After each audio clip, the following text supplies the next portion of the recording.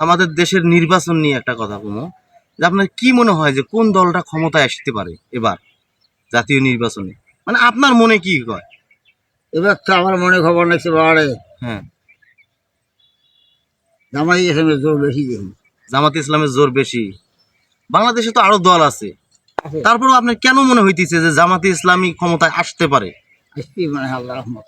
আল্লাহর রহমতে আসবে, আশা করা যাবে নাকি? জামাতে ইসলামের ফিল ভালো এবার দেখা যাবে নাকি নাকি? হ্যাঁ হ্যাঁ হ্যাঁ তা ভোট তো হল নিজের ব্যক্তিগত জিনিস, কাই কাই কোনটা দিবে বলা যাবেন না, কিন্তু তারপরেও তোমরা কোন দলটা ভোট দিবেন এবার?